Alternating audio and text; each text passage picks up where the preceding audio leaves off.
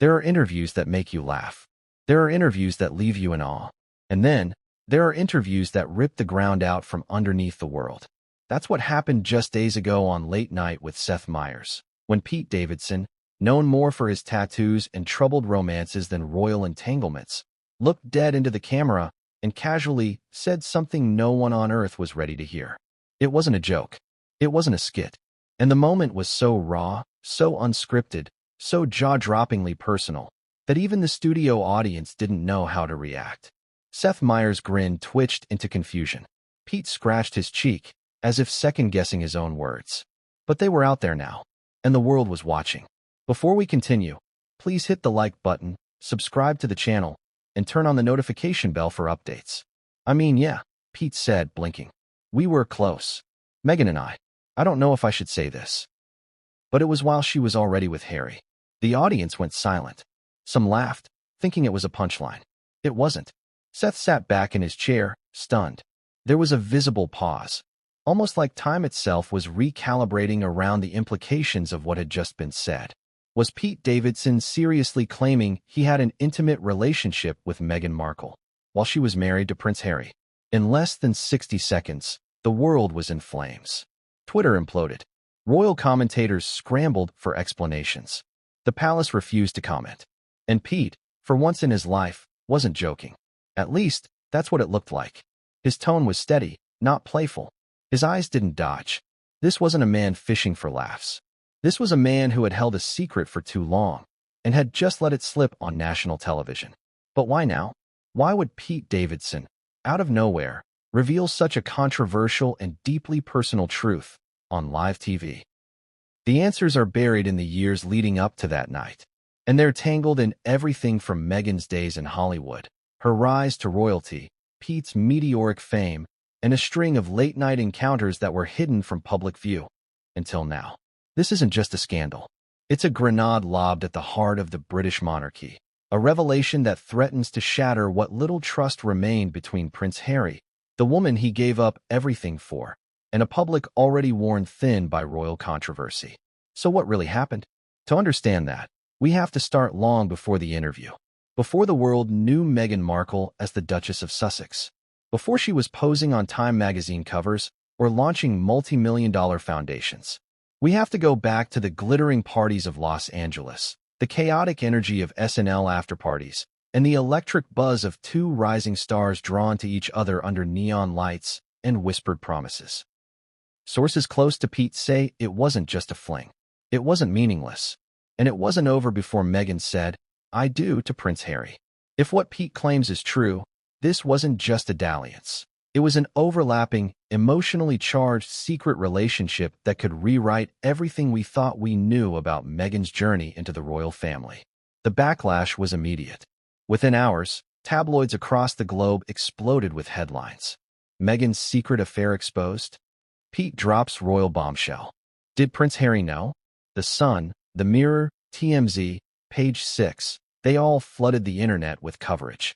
And while some called Pete's confession a desperate publicity stunt, others weren't so sure. Because when you look back, when you piece together the clues, the timelines, the public sightings, the strange disappearances, and the cryptic comments Pete has made in past interviews, the pieces start to form a picture. And that picture is anything but innocent. Imagine being Prince Harry, already exiled from the only life you knew, living in California with a wife who's constantly under scrutiny. Your relationship, already strained under the weight of public judgment and family betrayal. And then you hear this, that a man like Pete Davidson, known for dating high-profile women, is now claiming he was intimate with your wife. Not years ago, not before the engagement, but while you were married. How does a person recover from that? The truth is, no one knows where Harry is right now. Insiders say he canceled a scheduled appearance the very next day. Meghan was reportedly seen entering a private residence alone, dressed in all black, surrounded by her personal security. A source close to the couple claims that Harry is emotionally shattered and is not currently in communication with anyone outside his therapist and one close friend. And Pete hasn't walked it back. If anything, he's doubled down. When asked backstage after the taping if he'd like to clarify his comments, Pete smirked and said, "It is what it is, man. The truth always comes out, right? For some, that line felt like a dagger. For others, it was a reckoning. But whether you believe Pete or not, whether you think Meghan could actually do something like this, the fact remains, something big just cracked open. And if what comes out next is even half as shocking as this interview, then the world hasn't seen the end of this story, not by a long shot. But let's pause for a moment and ask the real question. Why Pete? Why would Meghan, already on the cusp of marrying a British royal, get involved, emotionally or otherwise, with Pete Davidson of all people? Because this isn't about attraction. It's not even about sex. This is about power, insecurity, and a need for control. For years, Pete has been Hollywood's unlikely Casanova. From Ariana Grande to Kim Kardashian, he's been with some of the most powerful and sought-after women in the industry. He's the wild card, the chaos agent, the guy who always seems to be in the right place at the wrong time, or the wrong place at the right time. Either way, he's not someone you forget. And Meghan? She was always ambitious, always strategic. From deal or no deal to suits to Buckingham Palace, she climbed fast. Some say too fast. And people like Pete? People who move in the shadows of comedy clubs and after-hours hotel lounges? They were part of that world, the world Meghan had to pass through to get to the palace gates. If their paths crossed, and if there was more than just passing flirtation, it raises questions the palace never wanted asked. What did Harry know? When did he know it? Was Meghan honest from the beginning? Or was Pete a buried secret that only came to light now, because Pete wanted it to? There's also the question of timing. Why reveal this now? Pete is no stranger to the media. He understands the power of publicity. But sources say this wasn't a planned bit. It wasn't pre-cleared with producers. It was spontaneous and deadly serious, which makes it even more terrifying for Meghan. Because if there's more to the story, more messages, more photos, more proof, then the leak has only just begun. And the monarchy? Already weakened by years of scandal, by Prince Andrew's disgrace, Harry and Meghan's Oprah revelations, and the loss of Queen Elizabeth, may be on the brink of an image crisis it cannot repair. But here's the thing. We don't know the full truth yet. What we do know is that the public is divided. Some fans defend Meghan, claiming Pete is lying for attention. Others are digging through old footage, social media posts, and suspicious gaps in Meghan's timeline, hoping to find more evidence. And Harry? He's silent. His absence is louder than any denial. As we begin this journey into the twisted layers of this scandal, one thing is certain. This story isn't just about a comedian and a duchess. It's about betrayal. It's about timing. It's about what happens when the world's most carefully curated love story collides with a chaotic truth that refuses to stay hidden. And by the time we reach the end of it all, the question won't just be whether Meghan and Pete were really involved. It'll be something far more heartbreaking. How much of Harry's world was real, and how much was just a beautiful illusion? It started as any other segment. The lights, the laughter, the signature smirk of Seth Meyers easing into the rhythm of yet another night of late talk show banter. The audience was warmed up. The mood was light. Pete Davidson, the evening's guest, strolled onto the stage with his usual blend of charm and chaos. Dressed in his typical laid-back style, oversized hoodie, baseball cap, worn sneakers. He looked more like someone who wandered in from a Brooklyn bodega than a multi-million-dollar celebrity. But that was Pete. That's always been Pete. No one in that studio, not even Seth himself, could have predicted what was about to happen. There was no warning, no change in lighting, no ominous music. Just a few jokes, a couple laughs about his recent projects, a mention of his new stand-up special, and then the entire tone of the evening shifted. Seth asked a seemingly innocent question. You've dated some pretty high-profile women, Pete. Ever worry about running into one of their husbands? Pete laughed, but not his usual laugh. It was shorter, sharper. Then, with a slight shrug, he leaned forward and replied, I mean, yeah, but that already happened. Meghan's husband didn't even know at the time. A beat of silence passed. The studio froze. Was this part of a bit? Was this a joke gone off script? Seth's eyes darted toward the camera crew, searching for confirmation. None came. The audience laughed, but it was nervous laughter. Confused. Uneasy. Pete wasn't smirking. He wasn't chuckling. He looked away, blinked a few times, then clarified. Look, I probably shouldn't say this. But yeah, Meghan Markle and I were close. Real close. It was a while back. But yeah, she was already with Harry. It landed like a bomb. Seth's lips parted, like he was about to say something. Maybe a joke to steer the conversation back to safer territory, but nothing came out.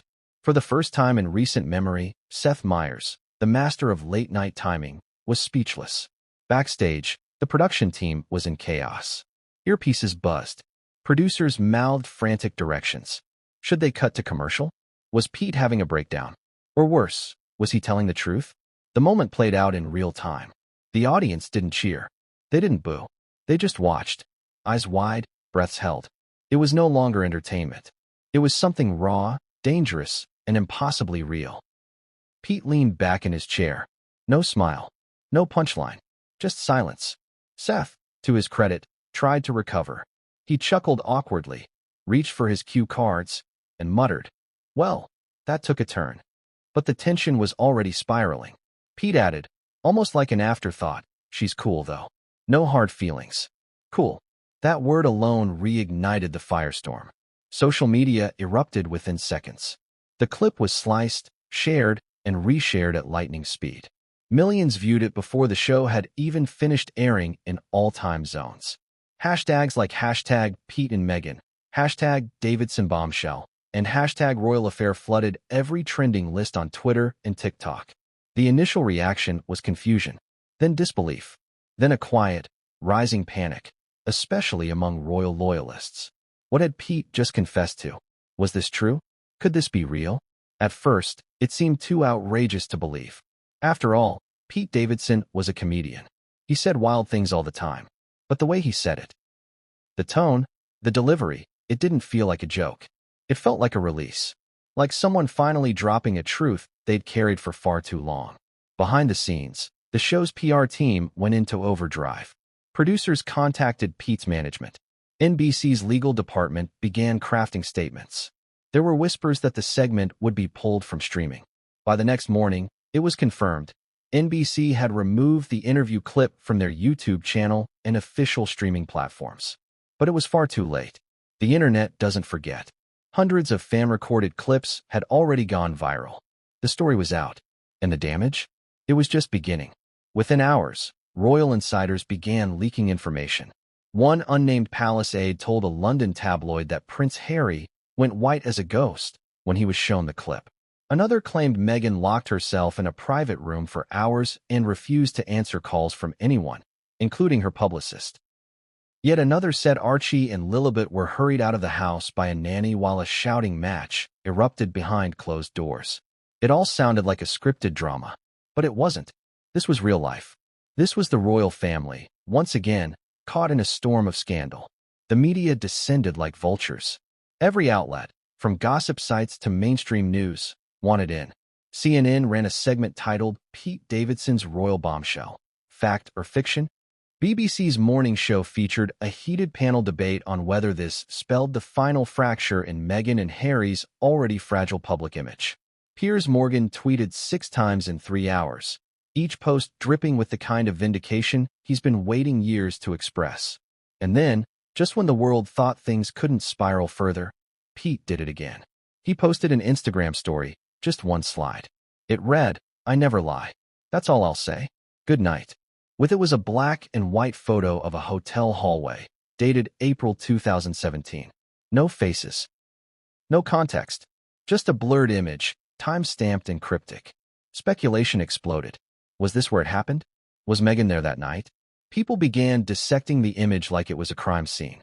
The pattern of the carpet, the door numbers, the security camera placement. Reddit threads were launched. Hotel staff were allegedly contacted. Someone even claimed to have recognized the wallpaper pattern from a luxury suite in Beverly Hills. This wasn't just celebrity gossip anymore. This was an investigation. Meanwhile, Meghan stayed silent. Her team released no statement. Her social media accounts remained untouched. No denial. No clarification. No rebuttal. That silence became louder than words. In the vacuum, voices filled the space. Meghan's critics demanded answers. Her supporters rushed to her defense, claiming Pete was weaponizing his mental health history for attention. Mental health advocates cautioned the media not to push too far. But the damage had been done. Prince Harry, usually quick to defend his wife, said nothing. Not a post, not a statement, not a whisper, which only deepened the suspicion that something in Pete's words had hit close to home. Something he and Meghan may have hoped was buried had now resurfaced. But perhaps the most chilling detail of all came not from Pete, nor from Meghan, nor from Harry, but from an anonymous former SNL writer. In a now-deleted tweet, the writer said, "We all knew. Everyone knew. Pete tried to talk about it back then, but his team shut it down. The truth always finds a way." Whether that tweet was authentic or not, it fanned the flames of belief that this wasn't just a careless outburst. It was a truth long suppressed. And for those watching, those truly paying attention, one thing was clear: this wasn't the end. It was the beginning of a public unraveling, of trust, of image, of carefully constructed royal narrative. This interview, in just a matter of minutes, had lit a fuse under the monarchy, under Meghan and Harry's private life, and under a truth that had been kept in the shadows for far too long. And Pete Davidson? He walked off that stage with the same swagger he walked in with. No apologies, no clarifications, just one final nod to the audience, as if to say, "You heard me. Do what you want with it." It wasn't a joke. It wasn't a publicity stunt. It was a confession. And the ripples of that confession were only just beginning to reach the shore.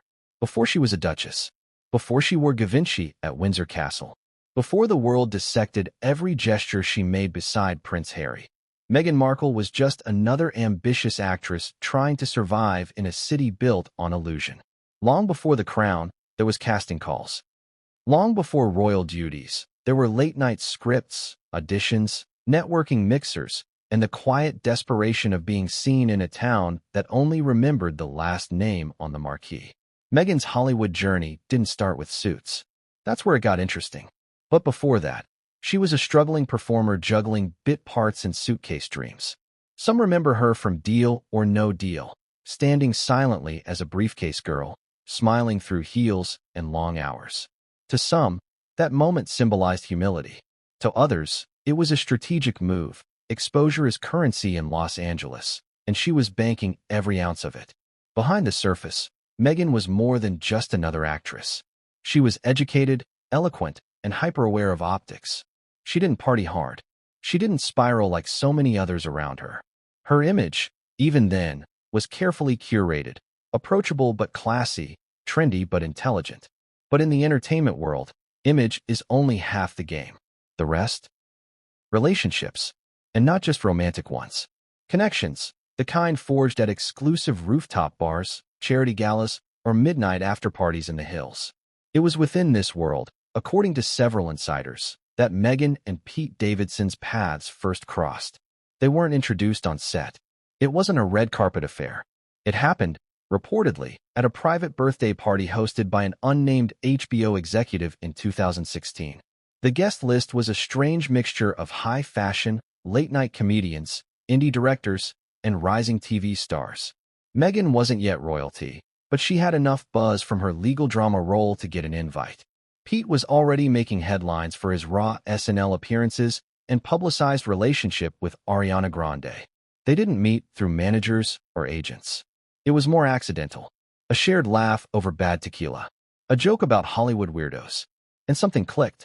According to an anonymous partygoer, they were instantly locked in. Not in a "we're about to hook up" kind of way, more like they just got each other. He made her laugh, and she leaned into that. He's not the kind of guy she would have been seen with publicly. But that night, it didn't matter. That description may sound like just another Hollywood fling beginning. But it wasn't just that.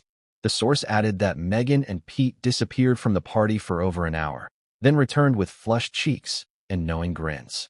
Most dismissed it. After all, celebrities connect at parties all the time. What mattered in Hollywood was whether the cameras caught it. But no camera caught them that night. No TMZ alert. No grainy snapshots. It was as if it never happened. Except Pete remembered. And, apparently, so did Meghan. Over the next few months, sightings became more frequent. Not public ones, but insider whispers. Pete was seen entering a wellness event in Malibu Meghan attended. A barista at a discreet cafe in Venice Beach claimed they saw the two sharing a corner booth. In each case, the details were too small to matter, until now. Meghan's circle of friends at the time was notably diverse: social activists, stylists, producers, even chefs. But few ever spoke on the record about her personal life. It was as if everyone knew Meghan had a trajectory, and it was best not to interfere with its momentum. Those who did get too close or ask too many questions often found themselves cut off, diplomatically, of course. Yet behind that rising star was a woman deeply focused on social positioning. Meghan wasn't just chasing roles. She was mapping a future. And if Pete was part of that map, it makes what followed all the more complicated. Publicly, Meghan and Harry's relationship began in mid-2016. But even that timeline has fuzzy edges. The two reportedly met in July during a London event that Prince Harry attended as part of his conservation work.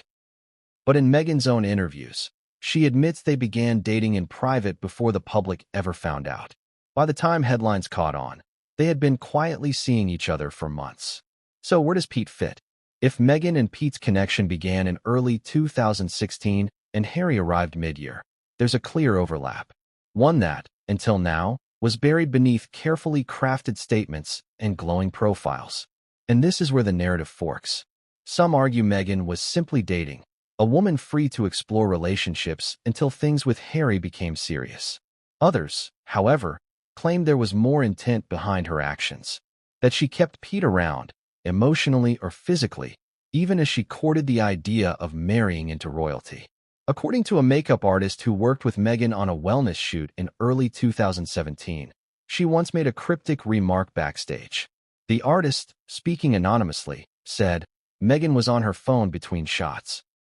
She laughed, looked up at me, and said, 'Sometimes I miss the chaos. But the crown is cleaner.' I didn't get it then. Now, I think she was talking about someone like Pete. The chaos. That word stuck. Pete Davidson is chaos incarnate. Unfiltered, emotionally messy, charismatic, and addictive. Meghan, on the other hand, has always been about precision. Clean lines. Clear messaging. Yet the two were drawn to each other like magnets. Opposites not repelling, but colliding. Hollywood saw them as part of different universes. Meghan was climbing the elegant ladder. Pete was building a tower out of firecrackers. But behind closed doors, their worlds blurred. And it's in those blurred lines that the truth may be hiding. Some friends of Pete's have long hinted at a mystery woman who broke his heart, one he never named. In a 2019 stand-up set, Pete joked about a woman who went on to marry the most famous redhead alive and called me a beautiful mistake. At the time, people laughed. But no one connected the dots. Now, those dots form a pattern. And that pattern suggests that Meghan's past, far from being a simple rags-to-riches story, might be more layered, more manipulative, and more emotionally charged than the world ever imagined. This isn't to vilify her. Meghan did what many have done in Hollywood. She survived. She networked. She made choices. But when those choices intersect with the British monarchy, with a man like Prince Harry, and with a loose cannon like Pete Davidson, the stakes become something else entirely. Because this isn't just about a forgotten fling. It's about trust. It's about how much of Meghan's past Prince Harry truly knew when he fell in love with her. And it's about how much she chose to tell him, and how much she chose to leave buried. If Pete's claims are true, and if this was more than a fleeting encounter, then Meghan didn't just lie by omission. She lived a double life. One foot in the palace, the other in Hollywood. One hand holding a prince, the other texting a comedian. And now, that past is catching up. Not because the media dug it up, not because an enemy leaked it, but because Pete, for reasons only he knows, chose this moment to tell the world. Whether it was revenge, regret, or relief, he told the truth as he saw it. And now, Meghan's meticulously crafted narrative is showing cracks. This chapter of her life, the Hollywood chapter, the one she tried to leave behind, is no longer her secret. It's everyone's story now. Imagine giving up everything you've ever known, your home, your family, your birthright, all in the name of love. Imagine walking away from the most powerful institution in your life, cutting ties with the press, the crown, even your own brother. Now, imagine doing all of that for someone who, years later, might be hiding a betrayal so deep it cracks the foundation of everything you believed was sacred. That is the exact storm Prince Harry found himself in when Pete Davidson, in the span of a few unscripted minutes, suggested to the world that he had once shared an intimate relationship with Meghan Markle during her marriage to the Duke himself.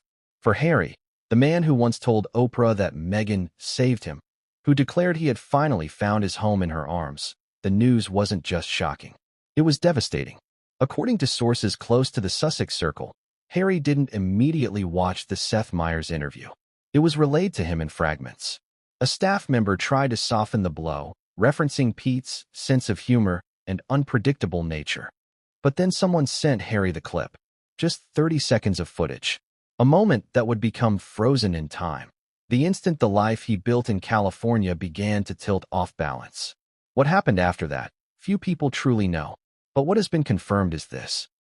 Harry canceled a scheduled call with the Diana Legacy Trust that same evening. His name was removed from a local California fundraiser appearance. And by dawn, paparazzi noticed increased security around the Montecito property, including vehicles coming and going that weren't part of the usual routine. Some say Harry disappeared. One tabloid claimed he took a solo trip to a secluded retreat in Big Sur, where no phones or electronics were allowed, a place previously recommended by celebrity therapists for clients in emotional crisis. Whether that's true or not, the silence surrounding Harry's response grew louder with every passing hour. For a man so fiercely protective of his wife and family, his absence spoke volumes. He did not deny the claims. He did not defend Meghan. He did not say anything at all. And for someone who had spent the last 3 years publicly shielding Meghan from scrutiny, calling out racism, accusing tabloids of smear campaigns, defending her mental health and humanity, the silence marked a dramatic shift. Privately, Harry's inner circle has begun to leak details. A longtime friend who wished to remain anonymous said Harry was shattered, not because of what Pete said, but because of what Meghan didn't say. He trusted her. He believed he knew everything. But the moment Pete opened his mouth, a seed of doubt was planted. And Harry's entire life is built on that trust. It wasn't just about whether the affair happened. It was about the fact that Meghan never mentioned it. Not during their courtship. Not during their engagement. Not after the wedding. Not even when the public began questioning the authenticity of her past relationships. This revelation, or even the possibility of it, ripped open old wounds. Harry has long battled with fear, the fear of being manipulated, of being misled. As a young boy, he watched his mother, Princess Diana, destroyed by betrayal and media frenzy. He's spoken about the trauma of losing her, the suffocating grief, and the way the royal system chewed her up. When he met Meghan, he saw Diana's fire in her. He believed, perhaps naively, that Meghan was his chance at rewriting the story, at protecting a woman from the fate his mother endured. He fought against everything, family tradition, the tabloid machine, even the Queen's advisors, to keep Meghan safe. But now, the person he fought so hard to protect may have kept secrets from him that could destroy their bond from within. Insiders claim that Harry demanded answers, that there were closed-door arguments, questions Meghan dodged or downplayed. One source said, Harry wasn't even angry at first. He was stunned, confused, like the foundation of his reality had just shifted beneath his feet. And Meghan? According to those close to her team, she denied the relationship was anything serious. She insisted Pete was exaggerating, that their connection was casual and brief, long before things with Harry turned serious. But the damage wasn't in the details. It was in the omission. Why hadn't she told Harry? Why had she let the secret sit, knowing it could one day resurface? Because Harry isn't just a husband. He's a man who burned bridges to build a new life with her. And every time the past emerges in a way he didn't expect, it feels like betrayal not only of trust, but of the sacrifices he made. This wasn't the first time Harry's faith in Meghan was tested. The Oprah interview, while cathartic, opened a Pandora's box. There were debates about the accuracy of their claims, about Meghan's account of royal conversations, even about Archie's skin tone being a source of concern within the family. And yet, Harry stood by her. But now, standing by her means accepting that she may have concealed something deeply personal, something that allowed another man, a man as publicly unfiltered as Pete Davidson, to claim a piece of her heart. To many outsiders, it may seem trivial. Hollywood relationships blur timelines. People move on. But for Harry, it's different. This isn't just about jealousy. It's about the collapse of the one thing he built from scratch, a life outside the crown, a life where he and Meghan were the architects of their truth.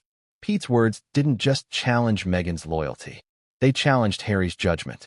And for a man whose entire journey was built on the idea that love was worth the cost, the implication that he may not have known the whole story is soul-shattering. Those closest to the Sussexes have noted that Harry has become increasingly reclusive since the revelation. He's withdrawn from some of the Archewell public affairs, opting instead for private meetings and solo reflections. There are rumors he's been in close contact with a therapist recommended by mutual friends of Elton John, another ally who once helped him process grief. But this grief is different. It's not just about a broken heart. It's about the fear that everything he believed about his wife, about his choice to build a new legacy, might have been based on an incomplete picture. And that fear is paralyzing. Because what does Harry do now? Does he confront Pete publicly? Issue a statement?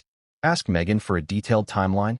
Or does he let it go, bury the doubt, and continue the narrative they've fought so hard to control? Some say he's choosing the latter, for now. A close friend claimed, Harry is trying to keep the family together. But he's not okay. He's questioning everything.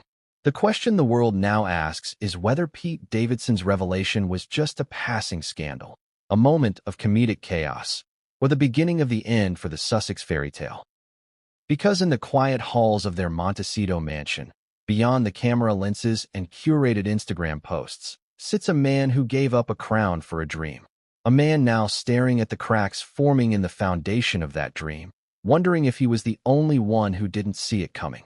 It is said that truth leaves breadcrumbs, and when scattered across time, those fragments begin to draw a map, one that even the best PR machines cannot erase. In the case of Meghan Markle, Pete Davidson, and Prince Harry, that map begins with one deceptively simple question. When? When did Meghan and Pete actually meet? When did her relationship with Harry begin? When, if ever, did those two chapters in her life overlap? The timeline, as told by royal biographers, Hollywood insiders, and even Meghan herself, has always been curated for simplicity. Meghan met Prince Harry in July 2016 during a visit to London. The pair allegedly went on a blind date, arranged by a mutual friend. The chemistry, as they both have recounted, was instant. They began seeing each other privately, away from the press. By November, Kensington Palace confirmed they were dating. Simple, clean, romantic. But what happens when you begin pulling at the threads? That's what online sleuths, independent journalists, and industry whistleblowers have begun doing since Pete Davidson dropped his late-night confession. Within hours of his explosive statement, researchers began piecing together archived social media posts, news clips, podcast appearances, and celebrity sightings to reconstruct Meghan's timeline in 2016, and what they found raised eyebrows across both continents. Let's begin with March 2016. In that month, Meghan attended a charity gala in Los Angeles hosted by a mutual friend of Pete Davidson, a comedian-turned-podcast host who has appeared in several SNL-adjacent circles. That event, curiously, was not heavily photographed. Meghan posted a vague Instagram story featuring string lights and a champagne glass, but didn't tag the location. Pete, meanwhile, was also in Los Angeles that same weekend, wrapping a series of meetings at Comedy Central and reportedly attending the same private after-party. 2 weeks later, Meghan traveled to New York for a wellness panel and was spotted at the Greenwich Hotel, where Pete Davidson was also seen, according to a doorman who later posted about the weirdest random celeb mix of the week on his now-deleted Twitter account. Coincidence? Possibly. But then comes the smoking gun, a leaked private guest list from a rooftop birthday event in April 2016, hosted by a rising indie film director. Meghan's name is on that list. So is Pete's. So are two other people who have since declined to comment when contacted by journalists. At that party, according to a barback who worked the event, Meghan and Pete were glued together. He said they talked for hours in a quiet corner, laughing, touching, whispering. They left separately, but not before exchanging numbers in plain view of several guests. This alone doesn't confirm anything. But when plotted against Meghan's royal timeline, the cracks begin to show. Because by July of that year, she was supposedly dating Prince Harry, quietly, but seriously. Royal biographers claim that Meghan and Harry went on several dates in London over the summer. A trip to Botswana in August 2016 is often referenced as the moment their love solidified. Yet Meghan's calendar around that time tells a different story. In July, she posted on social media from Toronto, where she filmed Suits. But curiously, she also posted, and quickly deleted, a beach photo tagged in California, leading fans to wonder if she had been visiting someone. Pete Davidson, during this same time, had taken what he called a mental health break from SNL. In a podcast appearance, he mentioned spending some time away with someone who understood the pressure, a comment now being reinterpreted in a new light. Then, in early August, Meghan traveled to London, but it wasn't announced publicly until weeks later. A friend claimed it was a quiet work trip, but Meghan posted no photos and no official events were recorded. Some believe she may have seen both Pete and Harry during that period, juggling emotional relationships in two very different worlds. It's also worth noting that Meghan was invited to an exclusive VIP dinner in New York in September, hosted by a high-end skincare brand. She attended alone. Pete Davidson was also seen at that event. No photos of them together exist, but according to an attendee who shared a now-archived Facebook post, Meghan looked like she was on edge the whole time. She barely ate. Pete kept trying to make her laugh. By October, the royal buzz had begun. UK tabloids were speculating about Harry's new mystery woman. Meghan's name appeared for the first time in whispers. Paparazzi began trailing her. Yet even then, in the thick of rising royal attention, Meghan was reportedly still in communication with Pete. A text message, leaked by a former assistant of Meghan's at the time, showed her replying to someone listed as PD with the phrase, "I can't. Not now. But you know I care." The assistant, who has since disappeared from public view, claims the message was from Meghan to Pete, and it was sent just 3 days before. Pete, for his part, hinted in a 2018 comedy set about a woman who ghosted him for a red carpet prince. It was shrugged off as a joke then. Now it seems less like comedy and more like confession.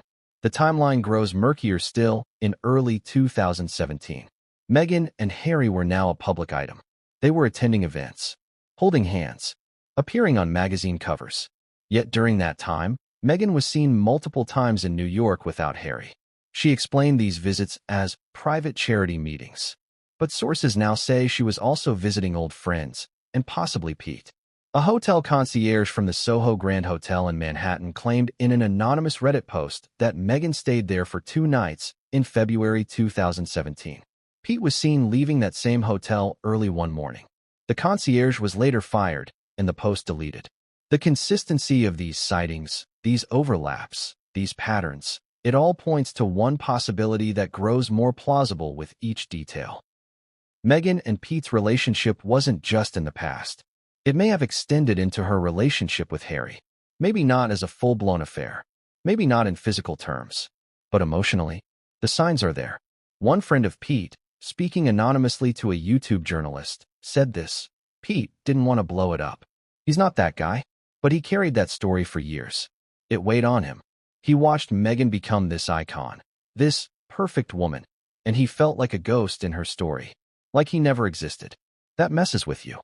In hindsight, this is the part that cuts deepest.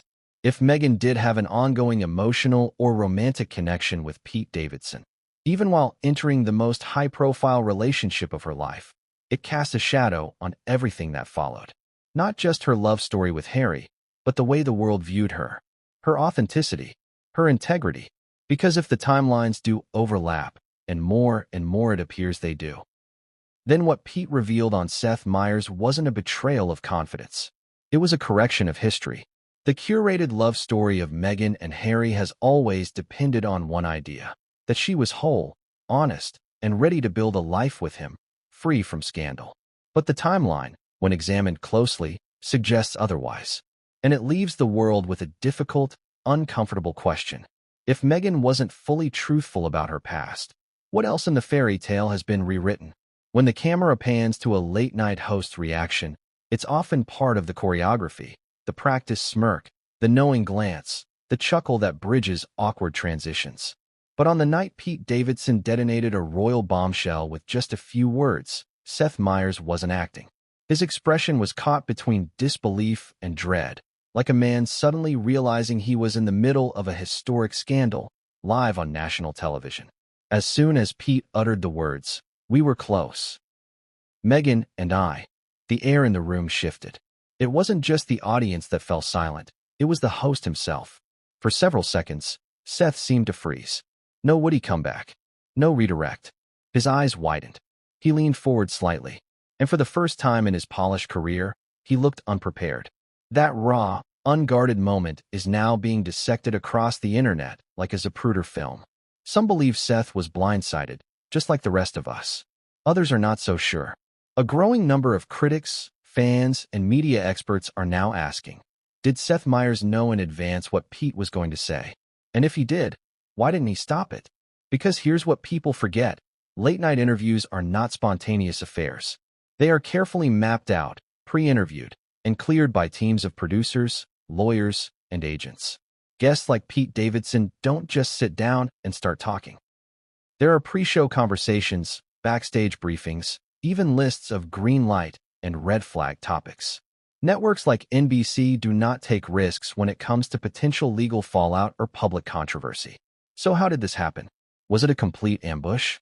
Or was something more strategic at play? Insiders at NBC have offered conflicting accounts. One low-level crew member claimed anonymously that Pete had mentioned something about airing old skeletons backstage, but didn't specify what. Another producer, speaking off the record, said that Pete had hinted to the control room that he might say something wild, but they assumed it would be another Kim Kardashian joke. What makes this even murkier is that Seth Meyers is no stranger to controversy management. A seasoned host with years of experience, he has navigated dozens of tricky moments, from political zingers to unexpected outbursts. He knows how to pivot. He knows how to protect his guests. But that night, he didn't. Instead, he froze. And in doing so, let Pete continue. That pause, that gap of inaction, is now being scrutinized as a choice. Did Seth freeze because he was shocked? Or because he realized too late that he had allowed something irreversible to be said? Media watchdogs have since torn into the moment. Journalism ethicists, legal analysts, and royal commentators are all weighing in. Some accuse Seth of negligence. Others say he should have cut to commercial the moment Pete veered off course. Still others argue that, intentionally or not, Seth gave Pete a platform to potentially defame a member of the British royal family on live television. It didn't help that Seth's production team rushed to pull the segment from official platforms the very next morning. The interview was nowhere to be found on YouTube. NBC's own website skipped over the clip entirely. It was an erasure that felt deliberate, panicked, and guilt-ridden.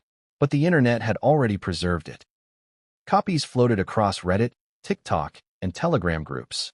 The harder NBC tried to bury it, the more viral it became. Then came the silence. Seth didn't address the interview on social media. No public statement. No clarification. No follow-up jokes in his monologue the next evening. For a man whose job is to react to current events, the absence of commentary was deafening. People started asking hard questions. Did Seth know Pete was going to drop that truth bomb? Was the question about high-profile husbands just an innocent setup, or was it a trap disguised as a joke? Because if Seth had any inkling, even the faintest suspicion, then this wasn't just bad judgment. It was potentially a calculated ratings grab. Viewership spiked that night. The show's numbers jumped 17% over the weekly average. Clips of the moment dominated social media, generating more engagement than anything Seth had done in over a year. And while public relations teams scrambled behind the scenes, NBC reaped the benefit of attention until the backlash began. Royal aides in the UK reportedly reached out to NBC directly, expressing serious concern about the nature of the content. Legal teams allegedly reviewed Pete's comments for potential defamation. While Meghan herself did not file a complaint, several UK-based royal commentators hinted that legal consultations were underway. Meanwhile, Meghan's allies began to frame the moment as an ambush, not just of Meghan but of basic decency. They painted Pete as reckless, but they didn't spare Seth either. A strongly worded op-ed in a British tabloid accused Seth Meyers of failing to exercise even the most basic professional responsibility by allowing personal gossip to turn into international slander. A media lawyer interviewed on a U.S. morning show said, "There's a fine line between free speech and reputational damage, and late-night shows are not immune to that scrutiny. If the producers knew, even slightly, that Pete might air something like this and didn't stop him, then they're complicit." Then came the flood of speculation about Seth's personal politics, his relationship with the Sussexes, and whether he held any personal bias against Meghan. Some remembered that years earlier, Seth had participated in a comedic sketch titled Royal Love that poked fun at Meghan's entry into the royal family. At the time, it was dismissed as harmless. Now, in this new context, it resurfaced with ominous undertones. The conspiracy theories were unstoppable. Was Seth part of a larger media takedown of Meghan? Was he resentful of the couple's media control? Or, more simply, did he see an opportunity for headlines and ratings and let the moment run wild? No answers came, only more silence. By day 3 after the broadcast, #SethKnew was trending on X, formerly Twitter. Meme culture did its work. Clips of Seth's reaction were slowed down, looped, analyzed for microexpressions. People speculated about his body language, his posture, even the movement of his hands on the desk. One viral post read, "Watch the way Seth flinches. That's not surprise. That's guilt." Seth's silence continued for a full week. Then, finally, during a live segment, he offered a thin, carefully worded comment. Live TV can be unpredictable. Sometimes things are said that even we don't expect. That's the nature of having comedians as guests. I wish I could say more, but out of respect for those involved, I think it's best to move forward. The backlash only intensified. Critics called the statement vague, evasive, and cowardly. One royal pundit said, "You had a chance to clarify the facts, and instead you tiptoed around the explosion you helped ignite." Some fans defended Seth.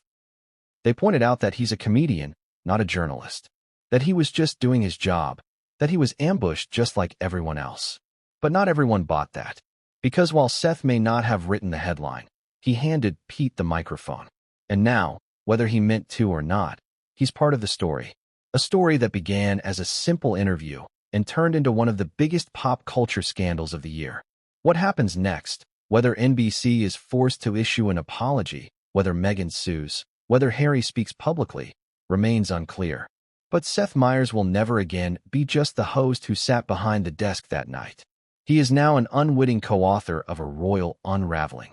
A man who watched a bomb drop and didn't flinch fast enough. A man whose silence may have cost someone everything. The moment Pete Davidson's words reverberated across the late-night set and exploded into the public consciousness, Meghan Markle's world tilted off its axis. In the blink of an eye, everything she had worked to build, every narrative carefully crafted, every brand polished to precision, every relationship molded to fit her evolving public image, began to crack. It wasn't just a salacious claim. It wasn't a silly Hollywood rumor. This was an accusation made live on air, before millions of viewers, by a man with nothing to lose and every incentive to tell the truth, or at least his version of it. And for Meghan, the problem wasn't just what he said. It was what she hadn't said. Because now, the world wasn't just questioning Pete Davidson's motivations. It was questioning hers. Sources close to Meghan say the panic began within minutes of the segment airing. An aide stationed in Montecito reported that Meghan was watching television when the phone began ringing. First her publicist, then a friend from London, then a panicked text from an Archewell board member asking if it was true. According to that aide, Meghan froze.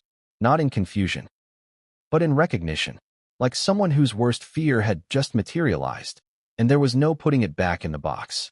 She immediately shut off her phone and left the room, instructing the house staff not to disturb her. For 2 hours, she remained in her private quarters, blinds drawn, in complete silence. When she finally emerged, she was pale, her expression unreadable, and she issued one short directive: call everyone. Now, what followed was a flurry of behind-the-scenes chaos, a calculated attempt to contain what was quickly becoming a runaway inferno. Her crisis PR team was activated. Legal counsel was looped in. Phone calls to NBC executives were made, demanding clarification on whether Pete's statement had been approved in advance. The team debated whether to issue a strongly worded public denial, pursue a retraction, or threaten legal action. But the problem was much bigger than that. There was no clear path forward, because Meghan had never told Harry about Pete. Not entirely. Sure, he knew of her Hollywood days. He'd seen the Instagram posts from before they met. He knew she had a dating history.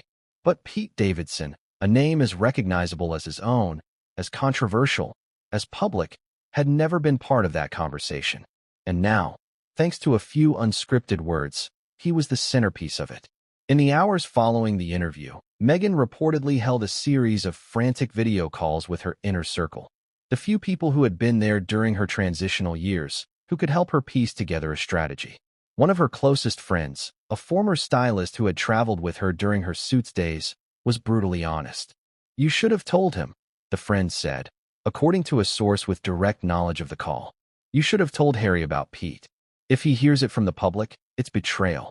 Meghan reportedly broke down. She denied that anything had happened between her and Pete during her relationship with Harry. She insisted it was a fling, a short-lived thing, years ago. But even as she defended herself, her voice reportedly cracked with panic. Because in this moment, it didn't matter whether the relationship overlapped. What mattered was that it had never been disclosed. And now, the truth, or something that looked and sounded enough like the truth, was public. Back in Montecito, Meghan's team was spinning. A private statement was drafted and then scrapped. A social media response was considered, then rejected. At one point, there was even talk of filing a temporary restraining order against Pete, not because he was a threat, but because it might publicly position Meghan as the victim of harassment. But even that strategy was deemed too risky. Ultimately, Meghan's team did what they always do when crisis strikes. They retreated. They scrubbed upcoming press appearances. They postponed scheduled social media launches. Her Archetypes podcast episode for that week was quietly delayed. All official communications were frozen. One member of her team reportedly said, "We wait. We don't feed the fire. If we say anything now, it validates him. If we say nothing, we leave room for doubt." But Meghan wasn't so sure. According to one source, she grew increasingly anxious as the silence stretched. She feared the narrative was slipping away from her, that Pete's confession had become too sticky, too viral, too potent to ignore. She considered calling him. Yes, you read that right. In the middle of the maelstrom, Meghan allegedly asked if reaching out to Pete directly might fix things, might allow her to plead her case, convince him to clarify or downplay his comments. Her team was horrified. "Absolutely not," one PR executive reportedly said. "The last thing we need is Pete recording that call and leaking it. This isn't someone who plays by the rules. He went rogue once. He'll do it again."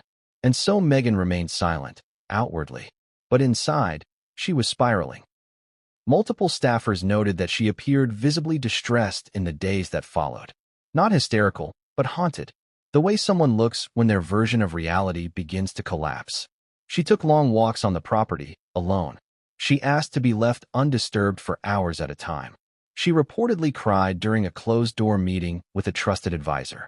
But the most chilling moment came, according to one housekeeper, when Meghan was overheard whispering to herself in the garden.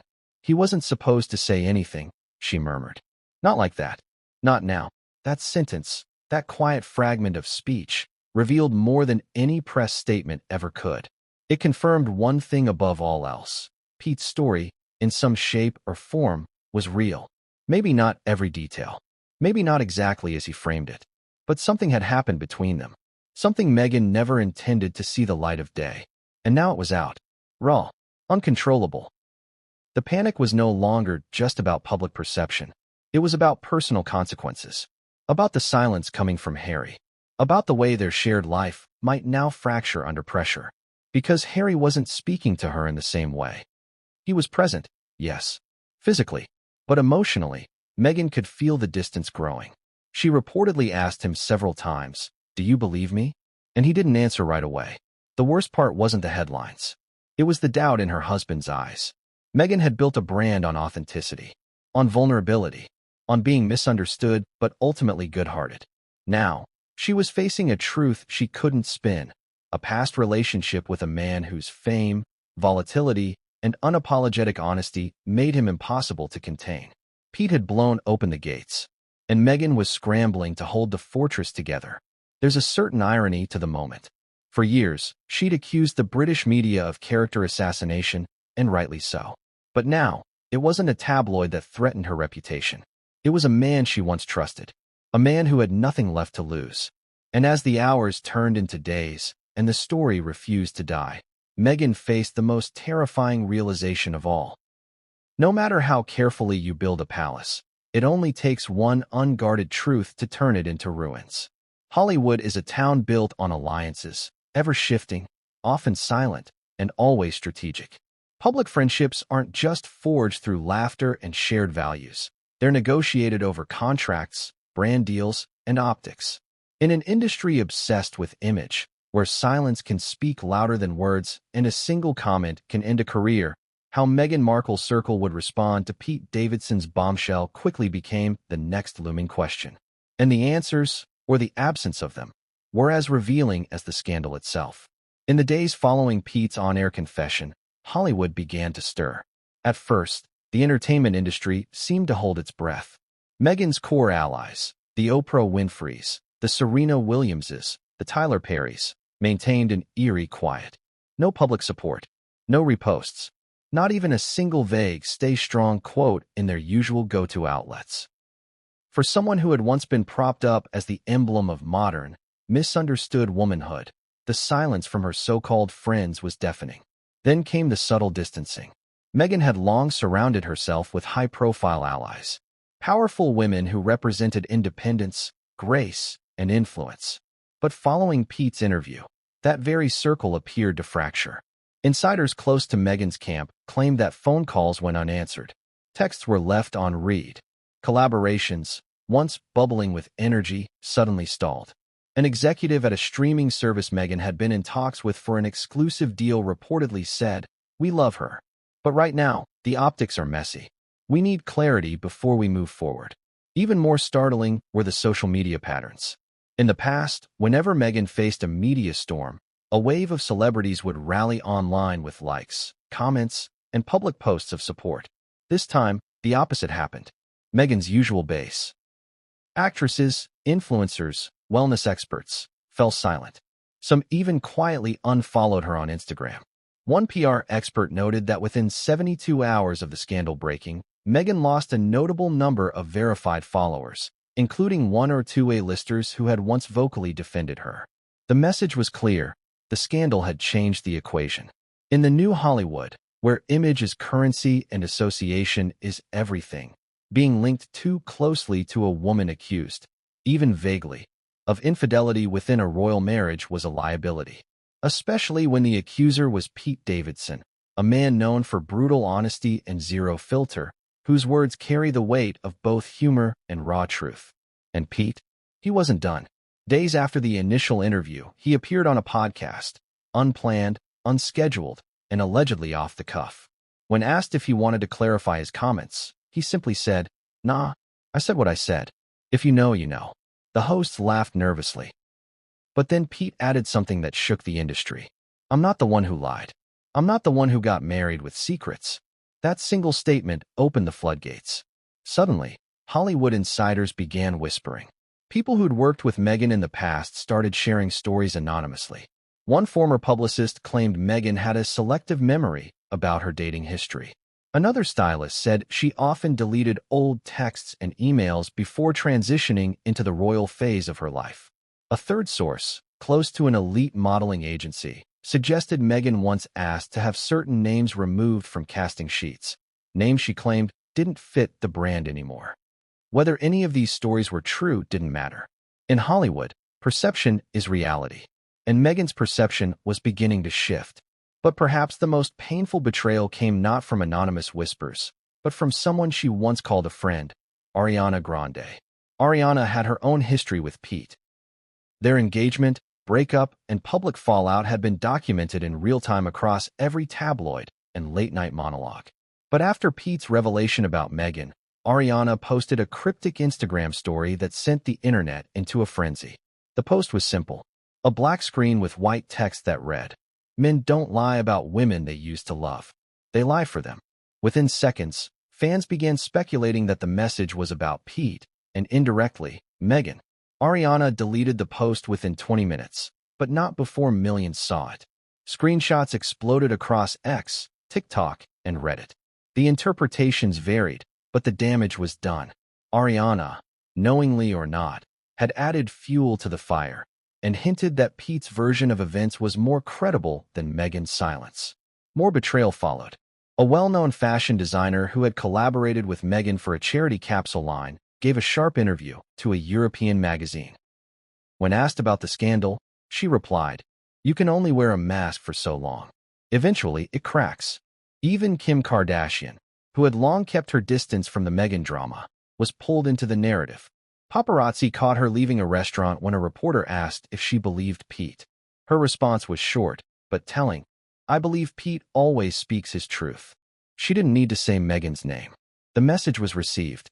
As the fallout continued, Meghan's defenders scrambled to reframe the narrative. Some argued that Hollywood's response was hypocritical, that the same industry now backing Pete had once vilified him. Others claimed it was misogyny in disguise, punishing a woman for her past while excusing a man's transparency. But the louder the defenses grew, the quieter Meghan's allies became. Even Tyler Perry, once her fiercest champion and provider of sanctuary during her royal exit, gave a puzzling response during a promotional event. When asked about the scandal, he smiled thinly and said, "Some truths belong behind closed doors." Unfortunately, not everyone understands that. No one needed a translation. Meghan wasn't just losing public favor. She was losing the quiet support of the very people who had once protected her. And in Hollywood, that's a death knell. Because reputations in the industry are built not only on talent or likability, but on trust. The kind of trust that whispers to casting directors, investors, and fellow artists, "She's good for it. She's solid. She won't bring baggage." Pete Davidson's revelation, whether exaggerated or understated, shattered that whisper. Now, Meghan was a risk, a question mark, and no one in the image-obsessed world of Hollywood wants to invest in uncertainty. For a woman who had spent years meticulously shedding her old image and rebranding herself as a duchess, philanthropist, and producer, the scandal was more than a personal crisis. It was a professional derailment. Every silence, every unfollow, every cryptic quote or Instagram story. They weren't just gossip, they were warning signs. Red flags raised by a community that thrives on loyalty but disappears at the first scent of betrayal. As Meghan watched her support system dissolve around her, one truth began to emerge. Chilling, painful, and unshakable. In Hollywood, there are no permanent friends, only permanent consequences. When chaos breaks out in the modern media world, it's not uncommon for celebrities, influencers, or public figures to rush to their platforms to defend, deny, or deflect. Tweets are fired, Instagram stories are posted, publicists scramble to shape the narrative before it spins out of control. But Buckingham Palace plays by a very different rulebook.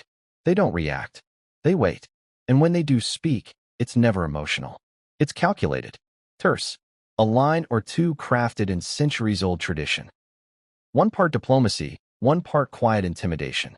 So, when Pete Davidson's confession shook the very pillars of the Sussex image and thrust Meghan Markle into yet another media hurricane, all eyes turned toward the British royal establishment. Would the palace address it? Would King Charles speak? Would Prince William, now heir to the throne and widely considered the new face of the firm, release a statement in defense or disdain? What followed was perhaps even more powerful than words. Total silence. And in the world of royalty, silence is never passive. It is precise, purposeful. In the first 24 hours after the bombshell dropped, not a single official communication was made from Buckingham Palace, Kensington Palace, or Clarence House. No denials, no support, no leaks, nothing. But make no mistake, inside those walls, the machinery was grinding.